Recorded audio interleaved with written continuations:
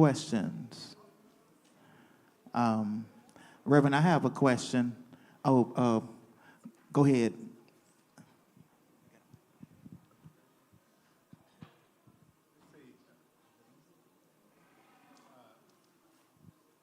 Is the mic on, Bro Paul? Trey, is it on?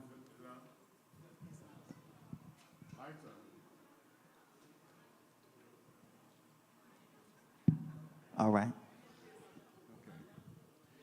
Let's see, from my training and reading, Hagar, right, has been seen more as a heroine, right? The bad woman in the Bible who slept with Abraham and had the baby, and then Ishmael, right, and all of his descendants, right, were opposite of Christ.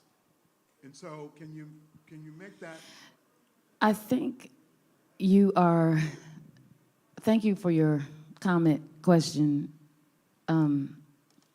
It's complicated because one of the things that happens when we read the text, and people don't always acknowledge it, but it's true. We see ourselves and we see situations that we put on the text.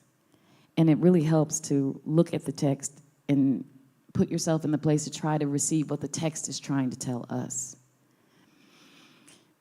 If you go into the New Testament, Hebrews talks about the difference, and Paul also talks about the difference between Hagar and Sarah.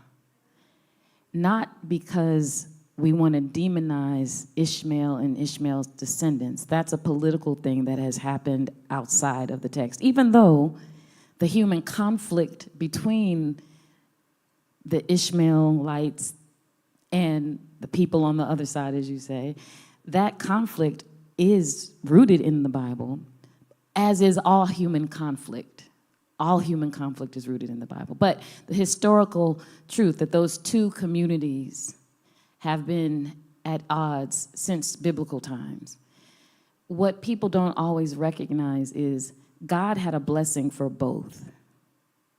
And so I personally think it's very complicated, but I personally think that it gets even more complicated, like we see in between Sarah and Hagar, when God has a blessing for us and then we try to make God's blessings happen in our time and in our way, instead of letting God unfold God's plans. I didn't get to talk about it because the sermon was already a little long, but when Abraham put Ishmael and Hagar out, he had already had a conversation with God about it. So it wasn't like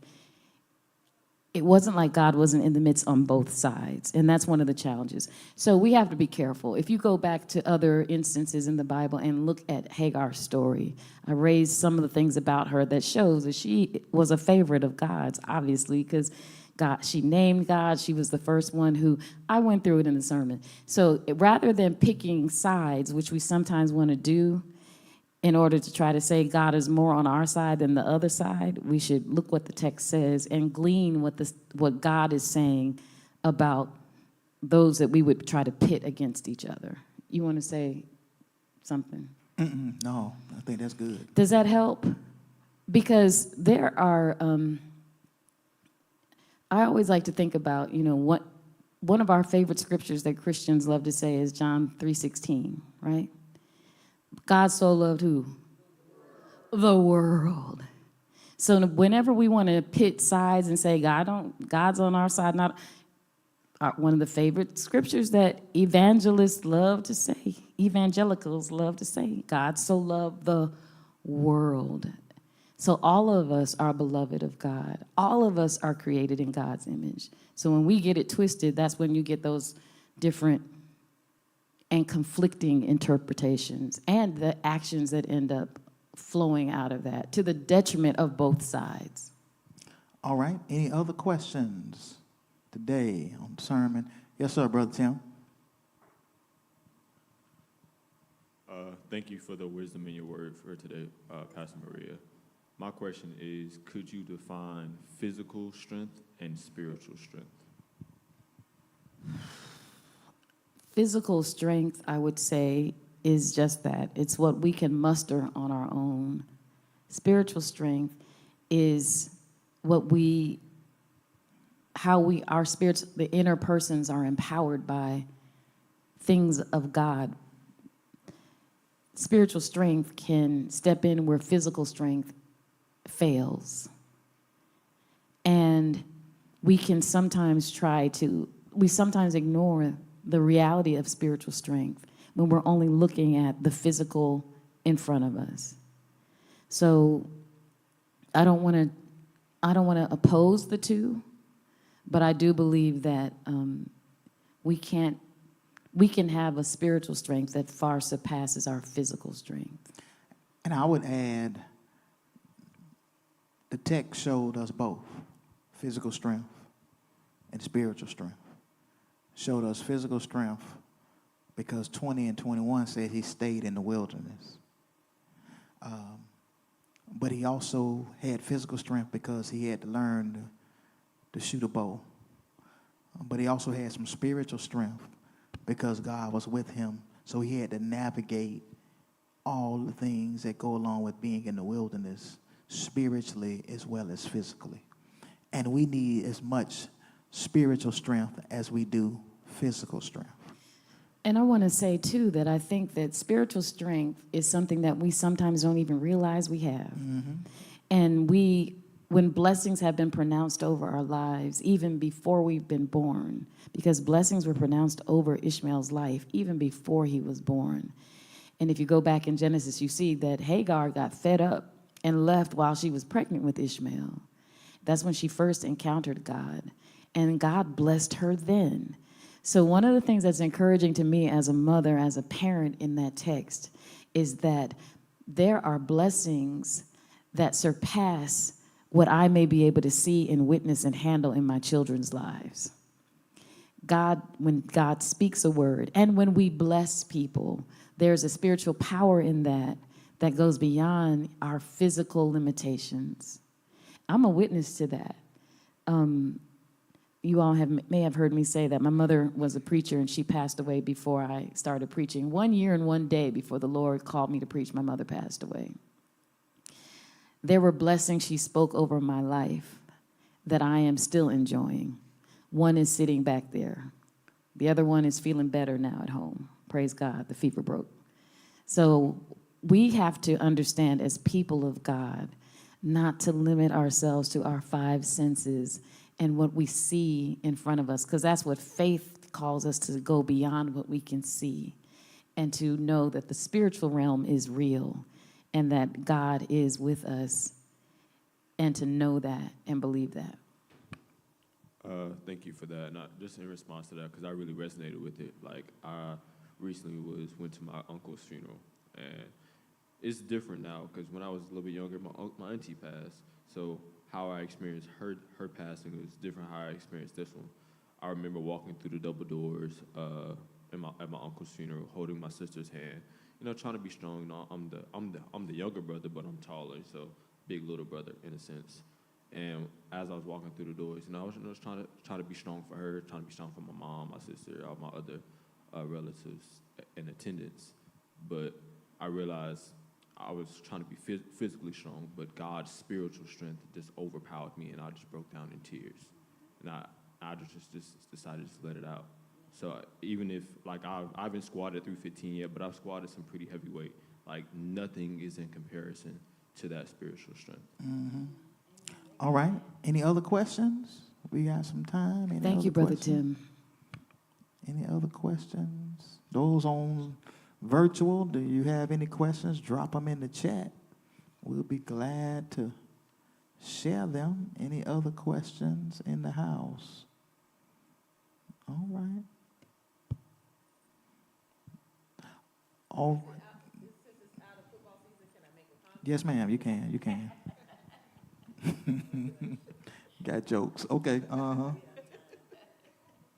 I'm always, thank you, Reverend Maria, because I always feel that your messages are so rich and so timely, particularly now that we see on a daily basis just things that we are sometimes shocking and kind of scary. But I really appreciate what you were saying in that bad to worse, but there's still a blessing. How do we hold on and try to hold on to that, to the time when that blessing will come, even though we're in the midst of what seems like quite a bit of chaos? I think sometimes you got to cry.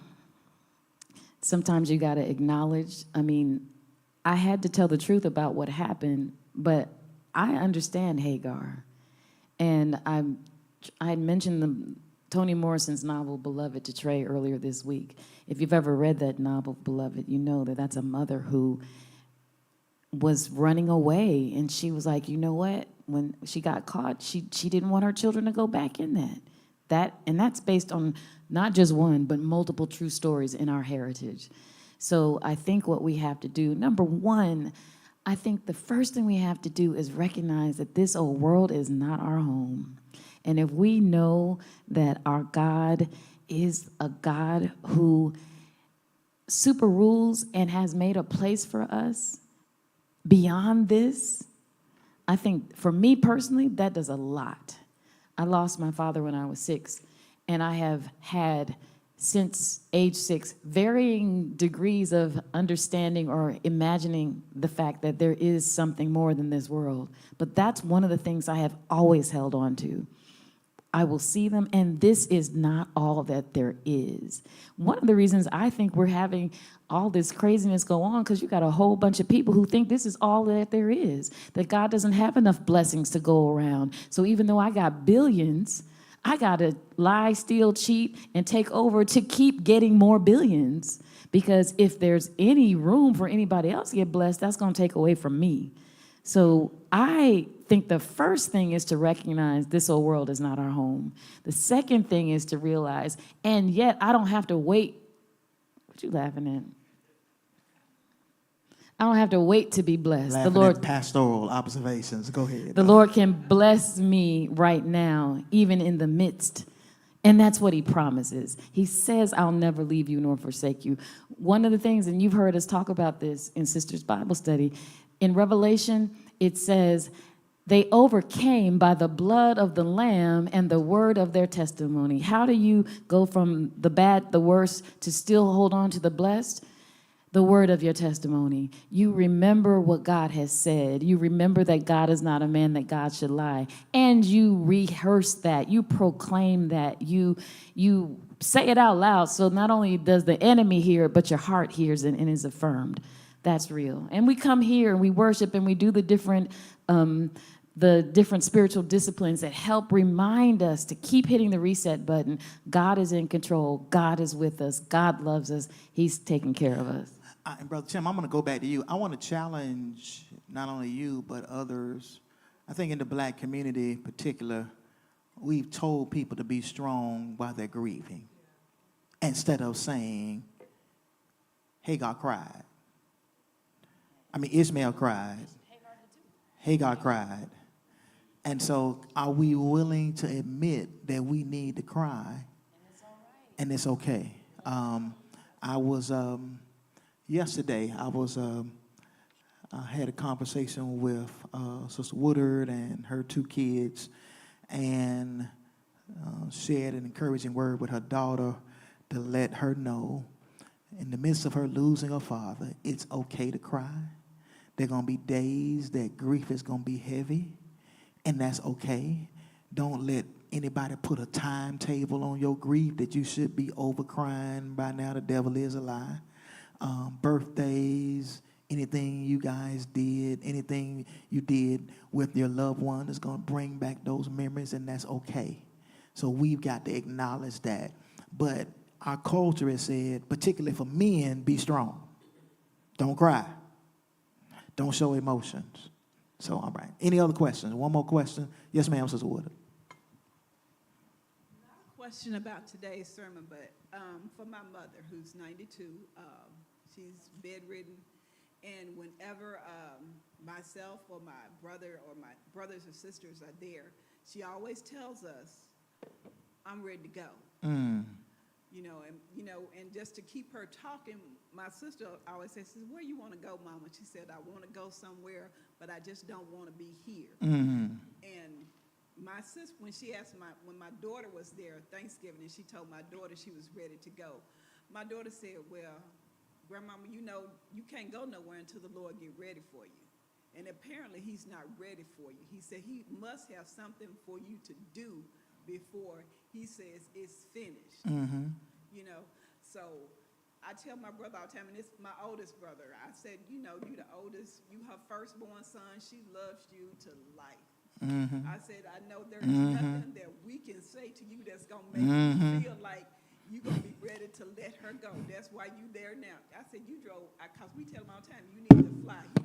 You can fly anywhere you want to go, but he insists on driving because that's what he feels is better for him.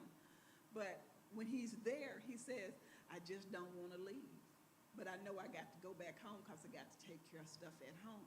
But he says, he keeps on saying to me, he said, what can I do to prepare myself for what we know is going to happen? I said, well, we know it's all going to happen to us eventually. I said, I don't know what I can say to you. But I said, know that your mother loves you. We love you. And I said, we got your back whenever it happens. I think, and the chaplains in the house, I would definitely want to hear from them. I think, in my experiences, Sister Woodard, when those who are ready to go home, the first thing they're doing is acknowledging that they're ready to transition. I think, in my pastoral observations, that's an opportunity for the family to get ready for what's going to come. Now, that may be a month, it may be a year, maybe 2 years, but I think the loved one is trying to prepare the family for my transition. Because when they stop fighting, when they have no desire to live, then things would rapidly increase. But I want to hear from the chaplains, Trey, to hear what their take is on that, because they deal with that much more often than I do. I would agree with you, Pastor, that is a signal. And the other thing is the emotions that you're feeling. Your brother says he doesn't want to go. That is grief.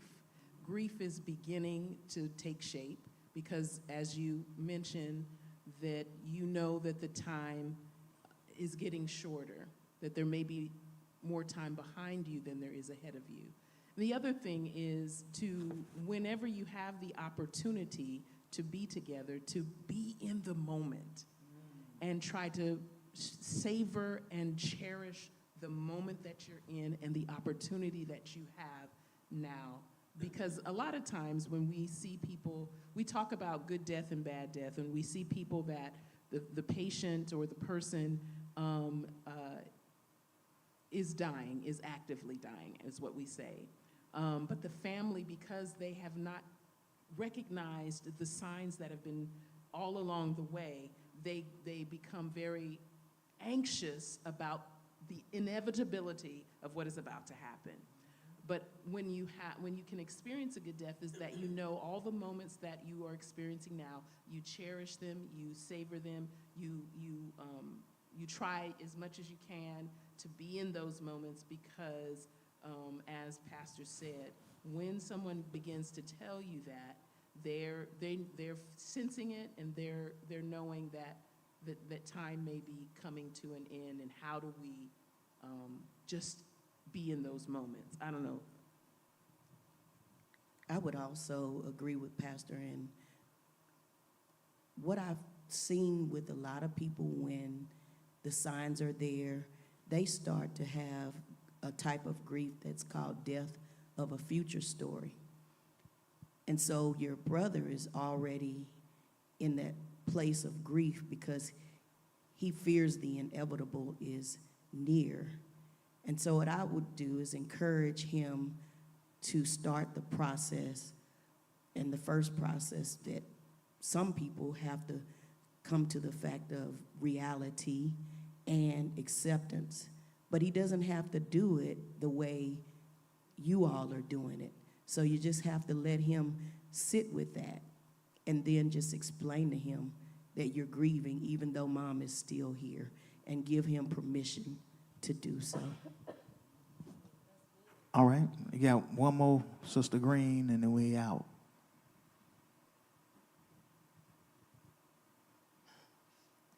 Okay, Pastor, it's for speaking for me. And when my mother was ill and she was, I didn't want to hear it. Mm-hmm. Okay, I did not want to hear. She wanted to tell me that, Mama, no, I don't want to hear that. But I also, when my mother was in her last days in the hospital, I had told God, I don't want to see my mother die. Mm. So we were at church that Sunday. And when we left, Joyce Johnson came over and talked to me, and she said, you need to let go. And so in church, I say, Mama, I release you. Mm-hmm. By the time we got to the hospital, my mother was gone. Mm-hmm. And God answered my prayer because I don't think I could handle it. Mm-hmm. Okay. But after that, I realized that we all have a time that we have to go.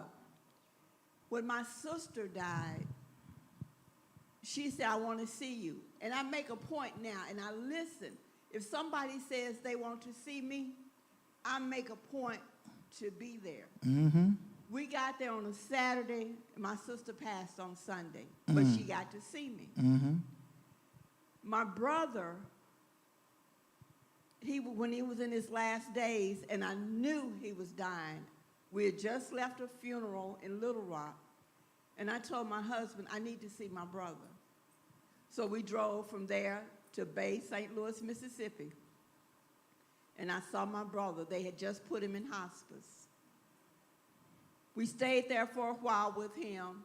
I loved on him while I was there. He didn't know I was there. Mm-hmm. But by the time we got home, before we got home, that night he had passed. But I was comfortable in knowing that I was there. I got to love on him while he was still here with us on this side of heaven. Mm-hmm. So, 3 things I want to point out. Number 1, everybody grieves differently. Particularly siblings have to understand that. While some may be falling out, crying, emotional, others may be dealing with it in silence, and that's okay. We got to acknowledge. We have to help everybody understand. In the room, everybody grieves differently. Number 2, oftentimes we're holding on to loved ones when loved ones are ready to go, and we have to wrestle with that. As the resident chaplains in the house say, that's grief. 3rd piece is, in these times we're living in, if someone says they want to see us or the Spirit brings them to our mind, we need to act on that, because that may be very well the last time we get to speak to them, we get to see them. So we got to really be sensitive to the Holy Spirit. All right. No, I'm just really grateful for these testimonies, and I know that the Lord is blessing. I'm grateful that we're all able to share candidly, our different experiences. I was with my mother who passed early on a Sunday morning, and I was just talking about this the other day, how I was there with her, and it was probably the hardest thing I've ever had to do, but I'm so grateful because she had told me she was not ready, and when I went to see her, she was intubated, so she couldn't talk. She had the tube. And I saw fear in her eyes. And I wasn't a preacher, y'all. Y'all heard me say 1 year, 1 day after my mother passed, the Lord called me. But I just began to pray. And I saw my mother relax. I saw her release. And then very shortly after that, she passed. She transitioned. And I'm a journaler. In my journal, shortly after that, I wrote how grateful I was to be there and how grateful I was that God meets us where we need to be met. Because I was able to see that while she was with me being birthed into this life, the Lord blessed me to be with her as she was birthed into her next life. And it's a gift. It was a gift that I will always cherish. So I'm grateful that we've shared this, and I believe this is going to bless somebody. This conversation is going to bless somebody, and I thank God for it. All right, you got the last word, Reverend Kelly. Just one quick thing. There are stages to grief as well, right? So there's the anger, there's the denial, there's the bargaining, there's the acceptance, but it's cyclical, right? So it comes back around. So when people say there's stages, why am I still angry? Because you're just in one of those moments and stages of grief that will go on, and it'll continue to evolve as you go through grief. Yes. And there is no 1, 2, 3, 4, 5. So you could be in denial first, then anger, and so, yeah. And the other part to that is that you can experience those cycles over and over again. Some of them you'll stay in there longer based on the maturity you have about death. And so that's a part of it as well. All right, we've had great time. Thank you, Brother Paul and the tech team for holding things down. Everybody have a great day. Thank y'all so much. God bless.